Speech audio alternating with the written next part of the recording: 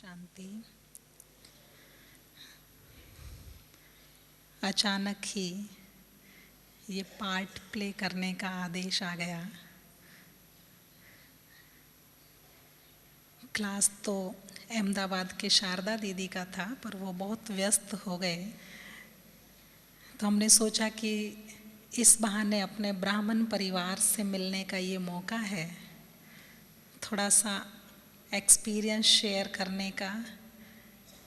ज्ञान में चलने के अनुभव सबके बहुत अनोखे होते हैं।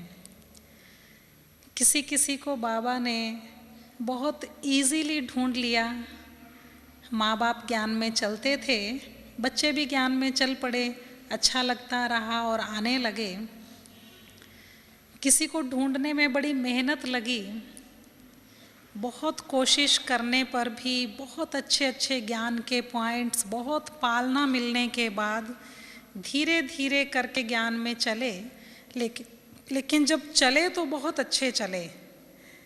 इसी तरह की सबकी कहानियाँ, किसी के लिए बाबा ने प्रदर्शनी लगवाई, किसी के लिए बहुत बड़ा मेला लगाया, बहुत बड़े मेले से कोई एक ही आत्मा निकली। इस तरह के हर एक के अनुभव ऐसा लगता है जैसे बाबा की जादूगरी के अनुभव है वो, कि बाबा कितना बड़ा जादूगर है और वो सच कहता है कि मैं तुम्हें सेलेक्ट करता हूँ, मैं तुम्हें ढूंढता हूँ।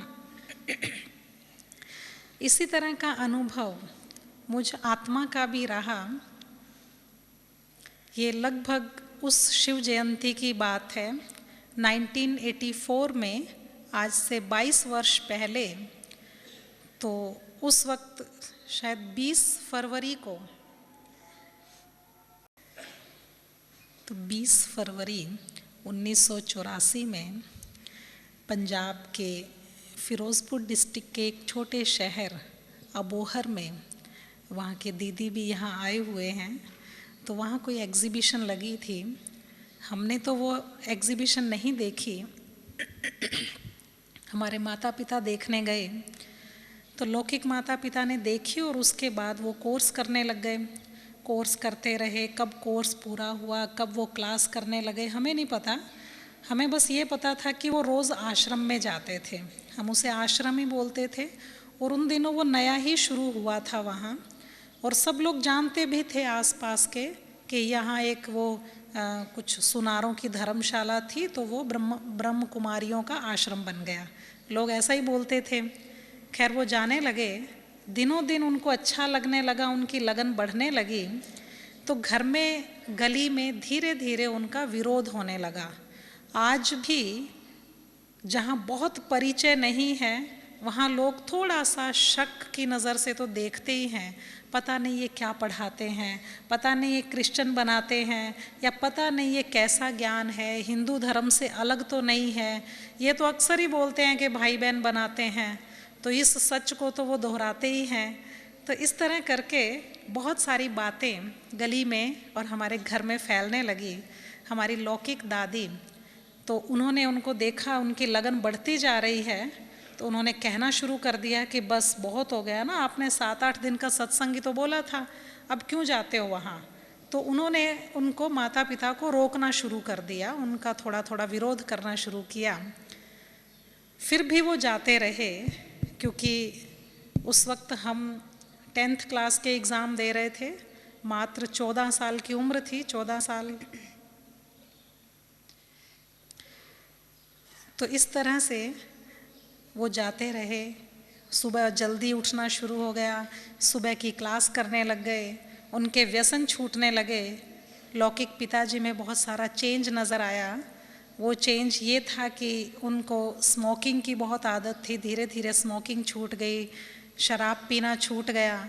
इससे हम इतने छोटे थे कि इससे ज़्यादा परिवर्तन हम महसूस भी नहीं कर पाए। इससे ज़्यादा उन्होंने अपने विकार छोड़ दिए और विकारों से मुक्त होने लगे, ये हमें पता भी नहीं था उस वक्त। तो जब मैं ही 10th क्लास में पढ़ती थी, तो हमसे छोटा भाई 7th क्लास में था, उससे छोटी 4th क्लास में थी, उससे छोटी बहन जो समर्पित है, हमारे साथ ही चंडीगढ़ में ही रहती है, तो वो उस वक्त UKG में पढ़ती थी। तो सब लोग कहते भी थे कि आप हमारे माता पिता इतनी छोटी उम्र में, जवान उम्र में ही वहाँ जाने लग गए हो, वो तो आपका घर बर्बाद कर देंगी, वो तो ये कर देंगी। जैसी जैसी भ्रांतियाँ थी जो वो सुना करते थे, तो वो उन भ्रांतियों के बारे में उनसे वो भी सुनना उनको भी पड़ता था और हमें भी सुनने को मिलता था। तो ये देखना, ये अपनी लड़कियों को कहीं छोड़ आएंगे, किसी आश्रम में बिठा देंगे, ऐसा करके अक्सर उनको सुनने को मिलता ही था। फिर भी उनको जाने को जब बहुत रोका गया, तो हमारे पापा जाते थे सुबह क्लास करने और हमारी मम्मी रोज़ सब्जी लेने के बहाने जाने लग गई। सब हैरान हो गए कि पहले तो ये हफ्ते में 1 दिन या 2 दिन सब्जी लेने जाया करती थी, आजकल वो रोज़ ही सब्जी लेने जाती रहती है। तो वो इस तरह सब्जी लेने के बहाने जाने लग गई। और जब हमारी दादी माँ कहीं चली जाती थी, हमारे चाचा जी के पास चली जाती थी, तो हमारे माता पिता चुपचाप हमें भी कहा करते थे, अब जो कल्याण के रास्ते पर चल रहा है वो ये चाहता है कि दूसरे को भी चलाया ही जाए, सेवा करने को तो बाबा कहते ही हैं। तो वो हमें भी कहने लग गए। जब हमें कहने लगे तो हमारी दादी माँ ने हमें पक्का किया था कि तेरे माँ बाप तुझे कहेंगे तूने कभी नहीं आश्रम में जाना। और हम उनके इतने पक्के भक्त थे ना कि हम अक्सर कहते थे हाँ माँ हम नहीं जाएंगे। दादी को माँ ही बोलते थे कि हाँ माँ हम बिल्कुल नहीं जाएंगे। और वो कहती थी देखना ये तुम्हें माउंट आबू में छोड़ आएंगे, ये भाई बहन बना देंगे, ऐसी ऐसी बात अक्सर कहते थे वो। हुआ ये कि एक बार उन्होंने, और वो सबसे बड़ी मैं ही थी, तो उनकी गाइडेड मिसाइल मैं ही थी। वो मुझे मिसाइल की तरह गाइड करते थे और उनको पता था ये बोलने में होशियार है, ये कुछ ना कुछ उनको बोल ही देगी, माता पिता को सुना ही देगी ऐसी बातें। तो वो मुझे ही तैयार किया करते थे, अपना हथियार उन्होंने मुझे बनाया था। तो इस तरह करके वो मुझे बहुत सी बातें भड़काना, सुनाना और भड़काना शुरू रखते थे।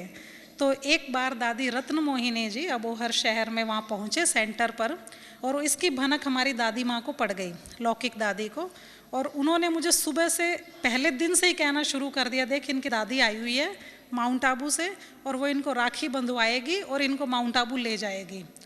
और हमने फिल्मों में देखा था कि जिनके माँ बाप नहीं रहते हैं या कहीं चले जाते हैं या शरीर छोड़ देते हैं, तो मैं घर में सबसे बड़ी थी, तो फिर बड़ी बहन को संभालना पड़ता है, उसके छोटे छोटे भाई बहन, ये कल्पनाएं कर करके मेरा रोना निकल गया।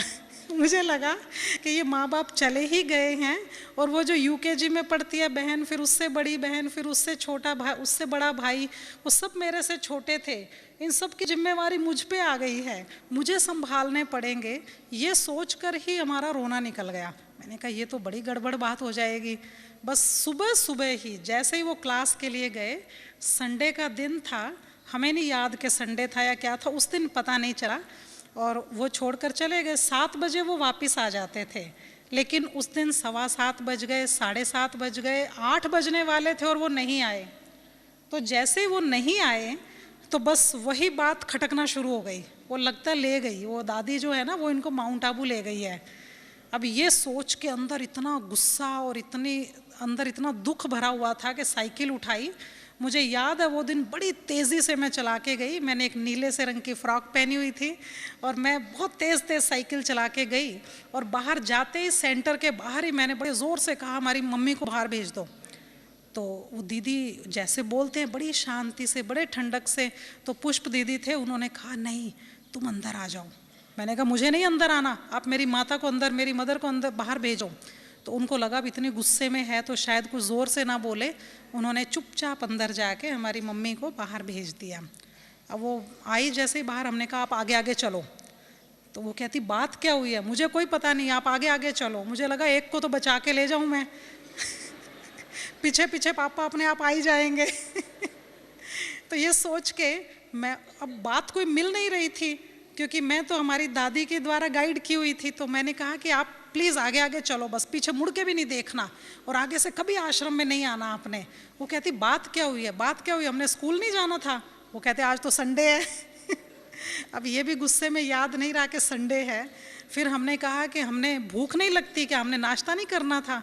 तो वो कहते तुमने देखा है किचन में जाके, मैं आने से पहले सुबह 5 बजे ही परांठे बना के दही उसके पास रख के आई हूँ। पर इतनी कहाँ समझ थी उस वक्त, क्योंकि गुस्सा जो भरा हुआ था, जैसे सिखा के भेज दिया था किचन में जाना और देखना, और इतने जल्दी नाश्ता भी कहाँ करना था। खैर वो बात भी जची नहीं उनको, जमी नहीं हमारी। हम आ गए। और उस दिन के बाद घर में थोड़ा थोड़ा इस बात का क्लेश और बढ़ने लगा कि ये तो ब्रह्मा कुमारियों के जाते हैं, लेकिन फिर भी उनके धैर्य की बहुत बहुत ही धैर्य, और उन्होंने हमें आगे बढ़ाना ही है, ये उनके अंदर भी बहुत डिटर्मिनेशन थी, हमारे माता पिता के अंदर भी। तो उन्होंने बड़े प्यार से हमें समझाया, बड़े प्यार से रखा, और ज्ञान डायरेक्ट नहीं सुनाया। वो क्या करते थे, घर में ना कुछ किताबें बिखरा के छोड़ देते थे, ज्ञानामृत हुई, शिव और शिवरात्रि का रहस्य, ऐसी ऐसी कुछ किताबें घर में जगह जगह पड़ी रहती थी, क्योंकि उनको पता था कि हम सारे बच्चे पढ़ने के बड़े शौकीन थे, कुछ ना कुछ तो पढ़ेंगे ही ना। और जो किताब वो ऐसे ही छोड़ देते थे वो हम पढ़ लेते थे। उसमें रोज़ एक जगदीश भाई जी का संपादकीय और एक सूर्य भाई का हर बार आर्टिकल आता था, वो दोनों हम बिना नागा किए पढ़ते थे। उसे पढ़ते पढ़ते हमें अच्छा लगने लगा, ज्ञान समझ में आने लगा और अच्छा लगने लगा। कभी कोर्स नहीं किया था, कुछ नहीं किया। और जब जो उन्होंने जो हमें किताब पढ़ने को ज़बरदस्ती दे दी थी, एक किताब दी चरित्र निर्माण, जो नैतिक शिक्षा और चरित्र निर्माण, क्योंकि उन्होंने दे क्यों दी वो किताब मैंने आज तक नहीं पढ़ी। उन्होंने पकड़ा दी और डेट लिख कर दी, इस किताब को ज़रूर पढ़ना, बहुत अच्छी किताब है। वो मैंने बिल्कुल भी नहीं पढ़ी, क्योंकि पढ़ लेते तो अपने ईगो हर्ट हो जाता, क्योंकि हम तो विरोध करने वालों में थे कि ज्ञान में क्यों जा रहे हैं, वो वहाँ क्लास क्यों करते हैं, इस तरह का जैसा हमें सिखाया गया था। लेकिन ये बातें जो उस आर्टिकल्स में पढ़ते थे, दोनों में बहुत अच्छी लगने लगी। जगदीश भाई जी का संपादकीय तो बहुत ही अच्छा लगता था। खैर वो पढ़ते पढ़ते धीरे धीरे हड्डियाँ नरम होने लगी। बाबा का तरीका था ना ये। तो इस तरीके से एक बार मधुबन आने का मौका मिला, घूमने फिरने के हम बड़े शौकीन थे। जैसे उन्होंने कहा माउंट आबू जाना, हम तैयार हो गए। कोर्स नहीं किया था, और इस बीच मुरली भी कभी कभी सुनने जाते थे। जब वो कह देते थे कभी बड़े प्यार से, तो हम मुरली सुनने चले जाते थे। मुझे आज तक याद है कि वो जब मुरली सुनते थे हम, तो हम पीछे पीछे, मैं और मेरा छोटा भाई कई बार जाते थे और बिल्कुल पीछे बैठ जाते थे। और उस मुरली में जो इस तरह की बातें आती थी कि तुम सब राम संप्रदाय के हो, ईश्वरीय संप्रदाय के हो, बाकी सब आसुरी संप्रदाय के हैं, तुम हंस हो, बगुलों के साथ रहना पड़ता है, ऐसी ऐसी बातें। तो ये बातें पढ़ते हुए हमें क्या लगता था, जो ये आगे बैठे हैं ना, जो मुरली सुन रहे हैं सफ़ेद कपड़ों वाले, जिसमें हमारे मम्मी पापा भी थे, ये तो सारे हंस हैं, हम बगुले हैं, दोनों जो पीछे बैठे हैं ये सारे ईश्वरीय संप्रदाय के हैं, हम आसुरी संप्रदाय के हैं। तो इस तरह करके हमें वो सारी मुरली याद रहती थी, और हमारे मम्मी पापा को भूल भी सकती थी, लेकिन हमें नहीं भूलती थी वो मुरली, क्योंकि हम उसमें से सारी नेगेटिव बातें अपने लिए इकट्ठी करके लेके आते थे। और वो भी इस तरह से करते थे कि जब भी वो हमें कुछ कहें, घर में हम लड़ें और वो हमें डांटें, तो हम कह सकते थे कि हम तो हैं ही आसुरी संप्रदाय के, आपके बाबा ने यही तो कहा था, आपके बाबा ने कहा तो था कि तुम हंस बगुलों के साथ रहते हो, हम तो हैं ही बगुले। तो इस तरह की बातें कह कह के हम अपने आप को सुरक्षित कर लेते थे कि हमने तो लड़ना झगड़ना है ही। इस तरह करते करते 8 महीने 10 महीने बीत गए। मैट्रिक के एग्ज़ाम पूरे हो गए, बहुत अच्छे मार्क्स आए, और 11th क्लास उन दिनों प्रेप होती थी, तो प्रेप या प्री यूनिवर्सिटी उसे बोलते थे। तो वहाँ कॉलेज में एडमिशन मिल गया। जब कॉलेज में एडमिशन मिला तो एक और सेंटर जो कॉलेज और घर के रास्ते में था, पहले जिस सेंटर पर जाते थे वो घर के नज़दीक था, लेकिन अब ये कॉलेज के नज़दीक था। तो कॉलेज से आते हुए उस सेंटर पर हम अक्सर जाने लगे। वहाँ हमने योग लगाना सीखा, क्योंकि हमें दीदी ने बिठा दिया और उनको देखने में लगा शायद बच्ची सी तो है। तो उन्होंने क्या किया कि मैंने कहा आप योग कैसे लगाते हैं। अब मेंटल स्टैंडर्ड थोड़ा बाकियों से अच्छा ही होता था। तो जैसे उन्होंने कहा कि योग कैसे लगाते हैं, तो उन्होंने बाबा का एक चित्र दिखाया जिस पर गुण लिखे हुए थे, है ना, जो 36 गुणों वाला चित्र है बाबा का, किरणों वाला। तो वो चित्र दिखा के कहा कि एक एक गुण पढ़ते जाओ और मन में इसके बारे में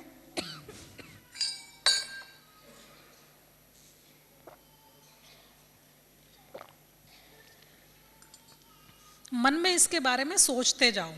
अब पढ़ते जाओ तो ठीक था, सोचते क्या जाओ ये नहीं समझ में आया। ये ब्रह्मा विष्णु शंकर के रचयिता है, इसके बारे में क्या सोचूं, ये क्योंकि कोर्स तो किया ही नहीं था ना। तो इस तरह, और सीधा योग लगाना सीखना चाहती थी। तो उन्होंने कहा इसके बारे में सोचते जाओ। अब उस सोचने में क्या था कि एक एक गुण पढ़ना शुरू कर दिया। वो गुण उन दिनों रट गए थे मुझे, क्योंकि रोज़ मुझे वही पढ़ना होता था। मुझे लगा यही योग है। तो एक बार एक पूरा सर्कल पूरा हो गया। फिर मैं बाबा से बातें करने लगी, बाबा ये क्या है इसमें, ये योग है क्या, ये तो कुछ मज़ा नहीं आ रहा इसमें ये सिर्फ गुण पढ़ना ये योग नहीं है, इसमें तो नहीं मज़ा आ रहा। क्योंकि इससे ज़्यादा अच्छा योग तो भक्ति मार्ग में करती थी। जब मैं याद है 6th क्लास से हमने कोई व्रत पूजा ये सब करना शुरू कर दिया था। इससे भी छोटी उम्र में भक्ति के संस्कार बहुत ज़्यादा थे। हमारी लौकिक दादी बहुत बचपन से ही उंगली पकड़कर मंदिर में साथ लेके जाया करती थी और भक्ति की कहानियाँ बहुत सुनी हुई थी, अच्छे अच्छे भक्तों की, मीरा की, भक्तिन राबिया की, ऐसे ऐसे बहुत अच्छी अच्छी भक्त, संत कबीर हुए, संत नामदेव हुए, इस तरह के भक्तों की अच्छी अच्छी कहानियाँ हमने सुनी हुई थी। तो उस अनुसार उनसे बातें करना, भगवान से बातें करना, और भगवान को विष्णु जी के रूप में मानती थी, तो बातें करना तो मुझे पहले भी आता था। और अब जो योग लगाना सिखाया ये तो कोई मज़ेदार नहीं है, इससे तो अच्छा मैं पहले किया करती थी, क्योंकि मैं डायरेक्ट भगवान से बातें करती थी। मुझे ऐसा लगता था कि मैं बात करती हूँ, वो मुझे रिस्पॉन्स देता है, तो इसमें तो मज़ा नहीं आ रहा। फिर मैंने एक दिन और उनसे अच्छी तरह पूछा कि ये क्या है जो आप सिखा रहे हैं, ये योग तो नहीं है। तो वहाँ सरला माता जी थे एक, उन्होंने कहा कि हमने भी ना भगवान को, पंजाबी स्टाइल में उन्होंने बोला, हमने भी भगवान को ना भगवान भगवान भगवान कह के दूर कर दिया। अरे वो तो हमारा सखा है, साजन है, दोस्त है, उसकी तो उंगली पकड़कर हम हर जगह घूम सकते हैं। जब उन्होंने इतने प्यार से कहा, और ये बताते समय उनका चेहरा इतना चमक रहा था कि बिल्कुल उनके चेहरे से अनुभव हो रहा था कि हाँ, इस आत्मा ने भगवान को अपना साथी बनाया हुआ है, ये उतना ही प्यार करने वाली आत्मा है। ये बात सुन के उन दिनों साइकिल पर कॉलेज जाते थे, कॉलेज जाते समय ये बात गूंजती रही दिमाग में कि ये भगवान हमारा दोस्त बन सकता है, हमारा कंपेनियन बन सकता है। और मुझे लगा कि ज़िंदगी में भगवान से अच्छा कंपेनियन कोई नहीं हो सकता। शादी नहीं करानी है ये तो बहुत पहले से सोचा हुआ था, शादी नहीं करानी तो क्या करना है ये डिसाइडेड नहीं था। कभी सोचती थी मैं कि मदर टेरेसा के इंस्टीट्यूट में चली जाऊंगी, कभी सोचती थी सोशल वर्क करूंगी। शादी नहीं करानी ये तो पक्का था, लेकिन क्या करना है उसके बिना ये पक्का नहीं था। और शायद इसी लक्ष्य को भगवान ने देखा और वो बाबा ने उसे इसी बात को कार्य में लगा लिया था। इससे पहले की एक मज़ेदार घटना और याद आती है, क्योंकि मुरली सुनने के लिए या कभी ना कभी किसी फंक्शन पे कोई बच्चों का मेकअप करने के लिए या बच्चों को कुछ सिखाने करने के लिए मुझे दीदी बुलाया करते थे। तो एक बार उन्होंने ऐसे ही किया कि हमारी दादी ने हमें सिखा दिया था कि वहाँ का प्रसाद बिल्कुल मत खाना, क्योंकि प्रसाद में ही जादू होता है। तो जब उन्होंने ऐसी बात कही तो मैंने कहा, इससे पहले खा तो कई बार लिया था लेकिन उनको नहीं बताया था मैंने। तो मैंने कहा ठीक है, मैं प्रसाद नहीं खाऊंगी। तो लेकिन उस दिन उन्होंने प्रसाद में गुलाब जामुन बनाए थे, इतने टेस्टी बड़े बड़े गुलाब जामुन, इतना खाने को दिल कर रहा था। लेकिन वो बात याद आ रही थी कि प्रसाद में जादू होता है और जो प्रसाद एक बार खा ले वो तो ब्रह्म कुमारी बन ही जाता है। अब ये तो बड़ी प्रॉब्लम सी हो गई, दिल भी कर रहा और खाना भी नहीं है। खैर, जैसे दीदी ने सामने ला के रखा, मुझे याद है मैंने बीचों बीच उसके चम्मच से तोड़ा उसे, और जैसे चम्मच से तोड़ा तो उसके बीच में एक और बात मुझे याद आ गई जो उन्होंने कही थी कि या मैंने कहा प्रसाद तो मैंने वैसे खाया है कई बार, कहते वो ना मंत्र मार के इलायची देते हैं एक, और वो इलायची अगर खा लो ना तो उनके जादू से कोई बच ही नहीं सकता। और गजब की बात ये थी कि वो जन्माष्टमी से कुछ दिन पहले की बात है कि जैसे ही वो बीच में से तोड़ा गुलाब जामुन, उसके बीचों बीच छोटी सी हरी इलायची उसके बीचों बीच निकली। तो मुझे बड़ी हैरानी हुई कि अच्छा, इनके ये तरीके हैं जादू करने के। भाई वैसे तो इलायची खाएगी नहीं, तो उन्होंने गुलाब जामुन के बीच में इलायची डाल दी खिलाने के लिए। अब ये बात जैसे ध्यान में आई, मैंने गुलाब जामुन को बंद किया, बड़े भारी मन से उसको बंद किया और उसको छोड़ के आ गई वापस, क्योंकि वो इलायची उसमें मंत्र मारी हुई थी इलायची। और आने के बाद मैंने अपनी दादी माँ को ये बात बताई थी कि ऐसे ऐसे हो गया। अब वो इलायची भी नहीं खाई, जादू फिर भी लग गया हुआ ये असल में। तो मैंने एक बार पूछा था उन दीदी से कि आपने वो इलायची क्यों डाली थी, तो बताते हैं कि उन दिनों ये गिट्स और बैम्बिनो इसके पैकेट नहीं आते थे गुलाब जामुनों बनाने के, मिक्स गुलाब जामुन में पाउडर नहीं आता था। तो वो बनाते थे इससे, खोया पनीर मैदा इसी से बनाते थे ना, अच्छी तरह मैश करके, तो बीच में कच्चा ना रह जाए, कोई गोली सी ना रह जाए, इसीलिए मिश्री का दाना या इलायची कुछ ऐसी चीज़ रख देते थे।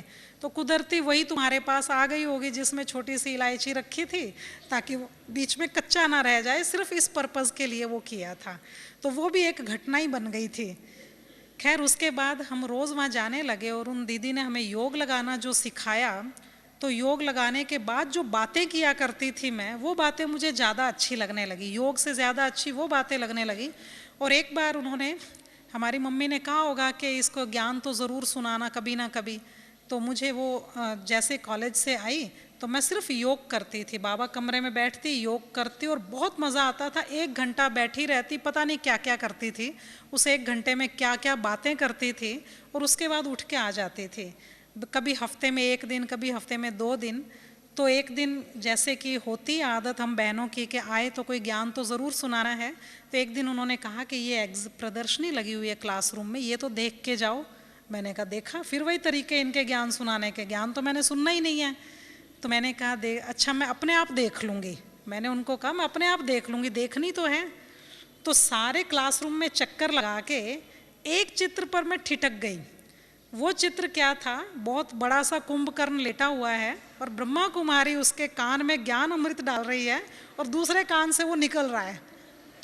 तो मुझे वो चित्र देख के उससे और मेरी काफ़ी सिमिलैरिटी लगी क्योंकि रोज़ ये बहनजियाँ मुझे कान में ज्ञान अमृत डालने की कोशिश करती हैं और मैं रोज़ यही निकाल के चली जाती हूँ।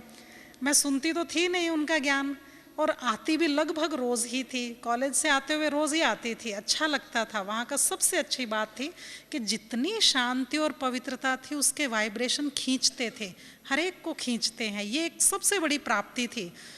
वो बहुत अच्छा लगता था। ज्ञान नहीं सुनती थी, चली जाती थी। खैर बिना कोर्स के, बिना ज्ञान के यहाँ एक कॉन्फ्रेंस हुई तब ओम शांति भवन में, पता नहीं 85 की बात है कि 86 की बात है।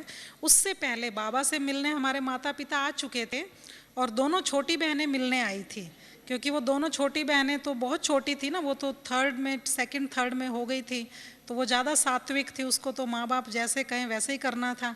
और मैं जरा कॉलेज में आ गई थी, इसीलिए मैं अपने आप को बड़ा कुछ समझती थी, तो इसीलिए हमने तो पूरी वैसी बात माननी नहीं थी। तो वो बाबा से मिल के गई और बाबा तब स्टेज पर सामने मिला करते थे ओम शांति भवन में, छोटे छोटे ग्रुप को, एक सेंटर का छोटा सा परिवार, उसको बाबा से मिलाया जाता था। तो उन्होंने बात बताई भी थी कि हम स्टेज पर गए और बाबा ने हमारे हाथ में ऐसे टोली दी, ऐसे बताया। तो बहुत लक्की आत्माएं हैं वो। खैर फिर उसके बाद हम कॉन्फ्रेंस में गए, तो कॉन्फ्रेंस में आने के बाद ओम शांति भवन में और पांडव भवन में इतना बढ़िया सिस्टम लगा कि वो चीज़ें दिल को पसंद आने लगी। ये लगने लगा कि यहाँ मुझे हर साल आना है। एक ये बात पक्की हो गई कि इस ओम शांति भवन में मुझे हर साल आना ही है। और उसमें तो एज डेलीगेट ही आए थे और डेलीगेट्स की तरह ही रहती थी मैं, कि बस जैसा जैसा ऊपर ऊपर से सब देखना, कोई गहराई से देखने की कोशिश नहीं की। लेकिन जब हर साल आना है तो आने के बाद दीदी ने कहा कि क्लास किया करो। फिर वहाँ जाके क्लासेस करनी शुरू कर दी और वो करते करते बाबा से मिलने के लिए पता नहीं कैसे धीरे धीरे धीरे धीरे चेंज आने लगा। ये उस तरह था जैसे कोई बहुत मिट्टी और गंदगी में पड़ा हुआ हीरा, लेकिन भगवान ही उसे पहचानता है। उसने उस हीरे को निकाला, बड़ा अच्छी तरह धोया, फिर धोने के बाद जब तराशने का प्रोसेस शुरू हुआ तो लगने लगा कभी कभी कि थोड़ा मुश्किल भी है, कि बाहर का कुछ भी नहीं खाना, प्याज लहसुन नहीं खाना, हम तो कैंटीन में खाने के शौकीन थे, तो बाहर का नहीं खाना, ये था तराशने का प्रोसेस। जब हीरा तराशा जा रहा है तो लगा कि कुछ रगड़ाई होगी तो मुश्किल तो लगेगा ही ना, तो इसीलिए वो थोड़ा सा मुश्किल लगने लगा। लेकिन क्योंकि बाबा से प्यार बढ़ता जा रहा था इसलिए वो भी ईजी हो गया था। खैर बाबा से मिलने जाना है, ये एक बड़ी अच्छी लगन थी। और जिस दिन बाबा से मिलने हम पहुँचे उस कॉन्फ्रेंस के भी 2 साल बाद वो बिल्कुल एक नई सी चीज़ थी। शायद 87 की बात है, 88 की बात है, ये 87 की बात है शायद। तो 14 जनवरी को हम बाबा से मिले, तब थोड़े थोड़े दिन बाद आते थे, 14 जनवरी को आए, फिर 18 जनवरी को आए, इस तरह से। तो 14 जनवरी को जब बाबा से मिलने के लिए पहुँचे तो उस दिन तब शीलू बहन जी क्लास कराते थे बाबा से मिलने से पहले। तो हम सभी बहुत नज़दीक बैठे थे। ओम शांति भवन की स्टेज भी बहुत छोटी है ना, बहुत नीची सी स्टेज है, और उसके बिल्कुल आगे आगे स्टेज पर ऐसे ठोडी रख के इस तरह नज़दीक हम बैठे थे, क्योंकि सारे दिन में उन्होंने पिछले दिन से ये क्लासेस में बताना शुरू कर दिया था कि भगवान आने वाला है, उसका आना ज़िंदगी में दुनिया में मायने रखता है, देखना कितने अच्छे अनुभव होंगे, उस अनुभव के लिए अपने आप को तैयार करके रखो। तो सारा दिन साइलेंस में रहे। कुछ भाई बहनें शिमला के या जहाँ कहीं के मिले, उन्होंने भी बाबा की अच्छी अच्छी बातें की, उससे और थोड़ी सी लगन और बढ़ गई। तो सारा दिन प्रतीक्षा रही कि भगवान आने वाला है, भगवान आने वाला है। अंदर में उतना गहरा निश्चय नहीं था, क्योंकि अभी भी मैं देखने ही आई थी कि भगवान सचमुच आने वाला है। और मैंने बाबा के कमरे में, कुटिया में बाबा को बोला कि भगवान जब आप आएंगे ना, तो मुझे आप ही बताएंगे कि मैं आ गया हूँ। मैं अपनी तरफ से अंदाज़ा लगाऊं कि हाँ बाबा आ गए होंगे, अब बाबा इनमें अवतरित हो गए होंगे, मैं अपनी तरफ से सोचूं और अंदाज़ा लगाऊं, ऐसा मुझे नहीं चाहिए। मुझे आप ही बताएंगे कि मैं आ गया हूँ, वो आप ही अनुभव कराएंगे। जब उन्होंने ये बात, जब मैंने बाबा को ये बात कही, उस कहने के बाद मुझे और हल्कापन लगने लगा, और बड़ी प्रतीक्षा, बड़ी लगन लगी हुई थी, गोपियों जैसी लगन थी। कितना जल्दी तैयार हो के ओम शांति भवन में हम जाके बैठ गए। और सामने जैसे गुलजार दादी आके बैठे, शीलू दीदी ने पहले क्लास करा दी थी, तो हम गुलजार दादी के आने का इंतज़ार करते रहे। वो बड़ा अच्छा एक ज़िंदगी का अनुभव बन गया कि पहली बार में ही जैसे ही दादी आके बैठे, तो हमने सोचा कि अब बाबा इनमें आएंगे, और वो कैसे आएंगे यही मुझे देखना है, मैं वही देखने के लिए तो आई हूँ। उसके लिए अपने आप ही ज़िंदगी में पहली बार फरिश्ता स्थिति क्या होती है मुझे किसी ने नहीं बताया था। उसका क्या अनुभव हुआ कि मुझे लगा मेरे अंदर से मैं निकली। मुझे नहीं पता था कि ये फरिश्ता शरीर है, छोटी भी थी। और उससे पहले शीलू दीदी ने पूछा भी था कि देखो किसी को भूत प्रेत आते हैं तो वो भूत प्रेत अपना परिचय खुद देते हैं ना, वो तंग करते हैं, गालियाँ देते हैं, गुस्सा करते हैं, ऐसा बोलते हैं, अपना परिचय खुद देते हैं ना। तो कहीं हमने देखा हुआ था कि किसी में कोई माता आती थी, दुर्गा माता, कोई जगदम्बा, कैसी कई देवियाँ आती थी, तो वो हमने किसी को देखा था। तो उन्होंने पूछा किसी को ऐसा अनुभव है कि किसी में कोई देवियाँ या सिद्ध आत्माएं आती देखी हैं। हमने हाथ खड़ा कर दिया। तो जब मैंने हाथ खड़ा किया तो वो मैं सामने ही तो बैठी थी।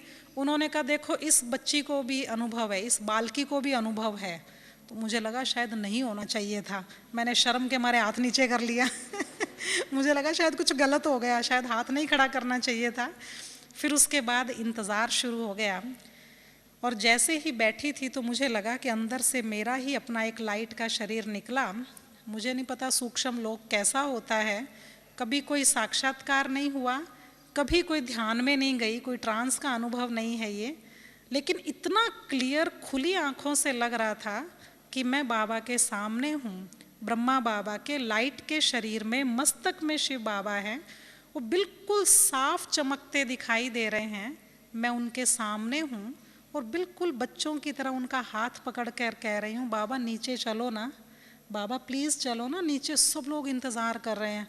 उस वक्त 1300-1400 लोग आए हुए थे, हॉल में बैठे थे, और हॉल काफ़ी भरा हुआ लग रहा था। देखो कितने सारे आपके बच्चे यहाँ आए हुए हैं, आप नीचे चलो ना। ऐसे मैं बाबा को बोल रही हूँ। मैं बाबा कम बोलती थी, भगवान ज़्यादा बोलती थी उनको। भगवान बोल के मुझे ज़्यादा सुप्रीमेसी लगती थी कि हाँ भगवान का हाथ पकड़ा हुआ है मैंने। तो जैसे वो हाथ पकड़कर ऊपर से मैं आ रही हूँ, एक सेकंड में स्टेज पर छोड़ा, और जैसे स्टेज पर छोड़ा मुझे सामने बैठे हुए को हल्का सा झटका सा लगा। थोड़ी देर में लाल ही लाइट थी और आँख खुल गई। गुलजार दादी की आंखें खुली तो मुझे एकदम माइंड से निकल गया, अपने आप वाश हो गया कि गुलजार दादी है। मुझे किसी ने नहीं कहा कि इसके बाद इनको बाबा बोलना, क्योंकि पहले तो गुलजार दादी आके बैठे थे। जैसे ही आंखें खुली, सबसे पहली नज़र सामने मुझ पर पड़ी। अभी सफ़ेद लाइट नहीं हुई थी, और वो इतना प्यारा अनुभव है कि जैसे ही बाबा की दृष्टि पड़ी, मैं चौकड़ी लगा के बैठी थी, सफ़ेद सूट पहना हुआ था, ऐसे हाथ में हाथ फंसे हुए थे, टांगों में जैसे टांगें टच हो रही थी, और मुझे लगा कि बिल्कुल कहीं कुछ भी टच नहीं हो रहा है, एकदम हल्कापन, एकदम न्यारी अवस्था कि मैं हूँ ही आत्मा, और मस्तक में हल्की हल्की सेंसेशन सी शुरू हो गई, जैसे गुदगुदी सी होती है, ऐसे यहाँ बीच में, बिल्कुल माथे के बीच में बहुत सेंसेशन सी शुरू हो गई। और इतना अच्छा लगने लगा, इतना लाइट लाइट मुझे फील हो रहा था, बहुत ही मज़ा आ रहा था। मुझे लगा बस ये स्थिति ऐसे ही बनी रहे, स्थिति टिक जाए, यही स्थिति जम जाए बस।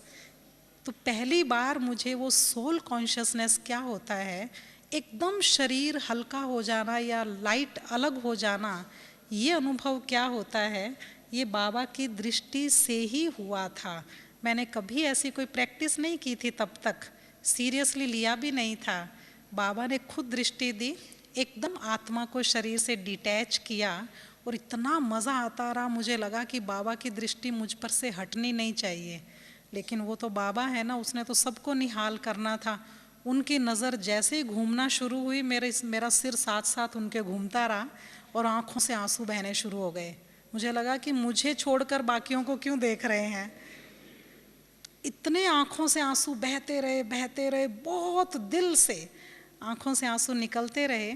और उसके बाद 15 मिनट तक बार बार बाबा की इधर से दृष्टि, इतना बड़ा तो हॉल था ही नहीं ना, कम चौड़ा है वो, इधर से घूम के आती दृष्टि फिर मुझ पर टिकती, इधर से घूम कर आती दृष्टि फिर मुझ पर टिकती। पता नहीं बाबा ने कितनी बार मुझे देखा होगा।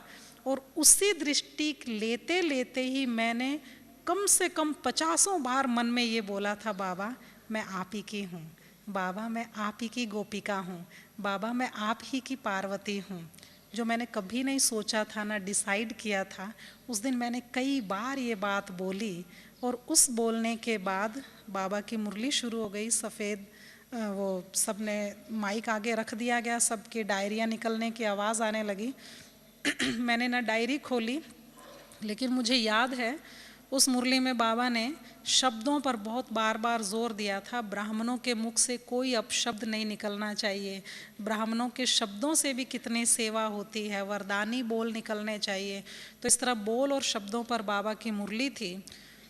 मुरली भी अच्छी तरह याद रही, बहुत मज़ा आया। उसके बाद ग्रुप्स मिलते रहे, ना मैं खाना खाने के लिए उठी ना ही किसी और चीज़ के लिए उठी।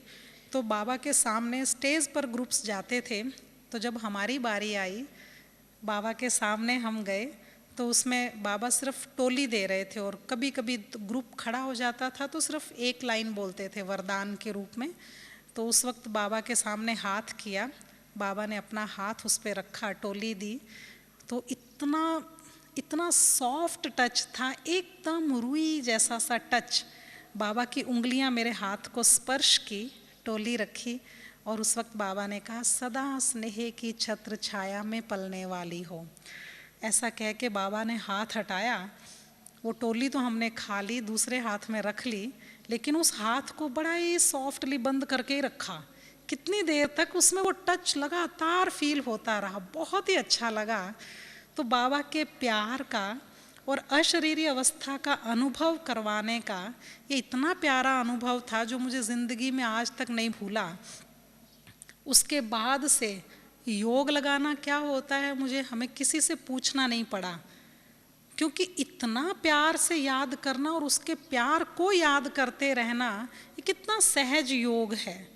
और बाबा को ये बात कह दी कि बाबा कितना भी काम पड़े, कितना भी परिस्थितियां आ जाए, लेकिन मैं आपकी सदा गोपिका ही बनी रहूं।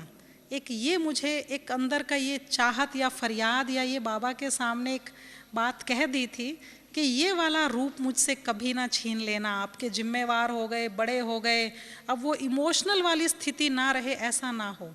बाबा के लिए भावुकता हमेशा बनी रहनी चाहिए, क्योंकि ये भावनात्मक संबंध से योग बहुत अच्छा लगता है। खैर उसके बाद वहाँ से वापस आ गए और आने के बाद धीरे धीरे लगन बढ़ गई, सारी धारणाएं इजी हो गई। कोर्स किया नहीं था, लेकिन कोर्स करवाना शुरू कर दिया कॉलेज में अपनी फ्रेंड्स को, और उनको लेकर जाना और अपने तरीके से उनको प्रदर्शनी समझाना। इस तरह से अपने फ्रेंड्स को ले जाके समझाती थी। इस तरह करते करते ग्रेजुएशन पूरी हो गई। ग्रेजुएशन पूरी होने के उसके बीच मधुबन बार बार आती थी, सेवाओं में आने लगी। चंद्रमणि दादी जी से बहुत पालना ली, एक तरह से बनाया ही चंद्रमणि दादी ने था, लेकिन अंदर में ये भी संकल्प आता था कि बहुत पढ़ना है, बड़ा ऑफिसर बनना है। ये सोचते सोचते ग्रेजुएशन के बाद क्या करना चाहिए, और थोड़ा बहुत घर में भी होता है कि चलो हो गई ना ग्रेजुएशन, अब इसकी शादी कर दो। इस बात से बचने के लिए भी हमने LLB ज्वाइन की और LLB में पढ़ना शुरू किया। फर्स्ट ईयर बहुत अच्छे से क्लियर हुआ। सेकंड ईयर तक आते आते बाबा के प्यार की खींच और होने लगी और लगन बढ़ गई। उसके बाद ये स्थिति थी कि हम यहाँ ट्रेनिंग करने आ गए, ब्रह्मा कुमारी बनने की ट्रेनिंग। लेकिन क्योंकि LLB कर रहे थे तो मन में ये भी आने लगा कि हाँ, कोई जुडिशियल ऑफिसर बनना चाहिए। जुडिशियल ऑफिसर बन के कुछ अच्छी पोस्ट पे आके ज़्यादा अच्छी सेवा कर सकेंगे बाबा की, ये बात मन में सोच ली। तो मुझे यहाँ तब तक, क्योंकि हम बार बार मधुबन आते थे और पांडव भवन में बहुत सेवा करते थे, तो वहाँ के बहुत भाई बहनें जानने लग गए थे। तो अक्सर करके एक भाई ने चलते हुए कह दिया, क्या बात, वकील बनना है क्या? मैंने गर्दन हिला दी, हाँ जी बनना है, पढ़ाई कर रही हूँ तो बनना ही है।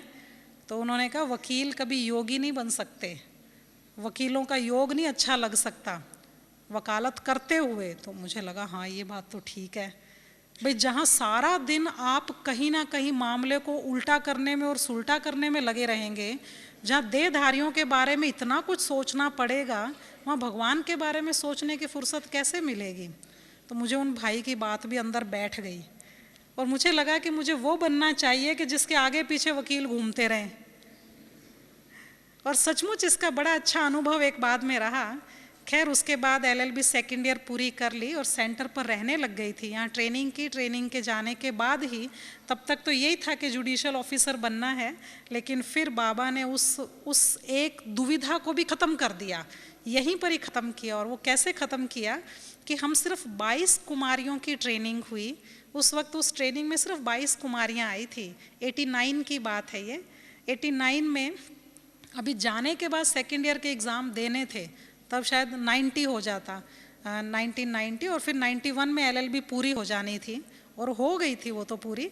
तो रतन मोहिनी दादी जी ने ट्रेनिंग में एक बात कही, वो कहते कि देखिए अभी तो बाबा को ज़रूरत है अपने राइट हैंड्स की, 1993 के बाद, 93 के बाद इतनी ज़्यादा ज़रूरत नहीं रह जाएगी, फिर कुमारियों को ज़रूरत होगी कि हम समर्पित हो जाए, अभी तो बाबा डिमांड कर रहा है।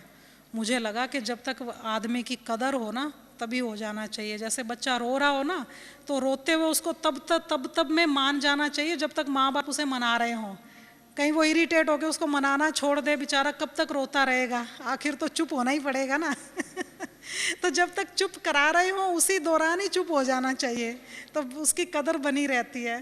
तो मुझे रतन मोहिनी दादी जी की बात बड़ी अच्छी लगी कि जब तक कदर है तभी समर्पित हो जाना चाहिए। और मनोहर दादी जी ने हमें क्लास कराई थी छोटे से विजिटिंग रूम में, पांडव भवन में। अभी तो वो बड़ा ऑफिस जैसा लंबा बड़ा ऑफिस बन गया, पहले वो छोटे छोटे 2 कमरे थे और हरे हरे रंग के सोफे रखे रहते थे उसमें। तो वहाँ हम 22 कुमारियाँ उनके बहुत नज़दीक बैठी थी और मैं सबसे ज़्यादा नज़दीक बैठी थी। वो बड़े प्यार से मेरी पीठ पर हाथ फेरते हुए निश्चय बुद्धि विजयंती पे क्लास करा रहे थे, सिर्फ 22 जनियों को, क्योंकि उनको ये था ये लीडर तैयार करने हैं। और सचमुच उनमें सब के सब समर्पित हो गए, सब के सब सेंटर्स पर आ गई थी। तो उनमें बॉम्बे की थी ज़्यादा बहनें, तो हम 2 थी पंजाब की। और उसमें भी एक बहन जो मुझे बार बार बहुत निश्चय बुद्धि बनाती थी, मेरे साथ ही आई थी, तो वो मुझे अच्छी अच्छी बातें बताया करती थी। आने के बाद मैंने भी पढ़ाई पूरी की और वो भी पढ़ाई पूरी करते करते दुनिया में चली गई, जो मुझे बहुत अच्छे पाठ पढ़ाती थी। और बाबा ने मुझे अपने पास बुला लिया। तो दादी के उस क्लास से वहीं पक्का निर्णय कर लिया कि कोई जुडिशियल अफसर ही नहीं चाहिए, मुझे बाबा का ही बनना है। और आने के बाद ये सचमुच एक पेपर था, मेरे क्लास के प्रोफेसर्स, लेक्चरर्स और सब के सब मुझे बार बार कहते थे कि नहीं, तुम्हें जुडिशियल ऑफिसर बनना चाहिए, तुम मैजिस्ट्रेट बन सकती हो, 10 साल बाद हाई कोर्ट का जज बन सकती हो। मुझे लगता था बाबा ये कैसे प्रलोभन दिए जा रहे हैं, ये तो ठीक नहीं है ना इस तरह के प्रलोभन। तो अब मुझे आप ही सही बताएंगे कि मुझे क्या जवाब देना चाहिए। तो उस वक्त ये बात थी कि जब हमने कहा हम चंडीगढ़ जाके प्रैक्टिस करेंगे, ऐसा कुछ कह के उधर से छुटकारा लिया। वो कहने लगे कि नहीं तुम सचमुच बताओ, तुम एडवोकेट ही बनोगी ना? तो मैंने कहा हाँ एडवोकेट ही बनूंगी, लेकिन मुझे लगा कि अगर मुझे बनना ही नहीं है तो मैं ऊपर से झूठ भी क्यों बोलती हूँ, ये बात भी क्यों कहती हूँ कि नहीं बन जाऊँगी, पीछा छुड़ाने के लिए कि मेरा सिर ना खाएं ये। लेकिन फिर बाबा ने ये भी समझा दिया कि ये भी कहने की ज़रूरत नहीं, बड़ा प्यार से इन्हें समझा दो। तब बाबा ने टच किया हमने कहा शहर में 4000 वकील हैं, अगर मैं भी उसमें एक वकील बन जाती हूँ तो 4000 एक हो जाएंगे, उसी भीड़ में एक व्यक्ति और बढ़ जाएगा। तो मुझे तो वो बनना है कि जब जब उन सबको भी टेंशन हो, परेशानी हो, वो मेरे पास आए। वकीलों की कमी नहीं है, योगियों की कमी है, तो मुझे योगी ही बनना है। ये बात कह के हम अक्सर चुप करा दिया करते थे।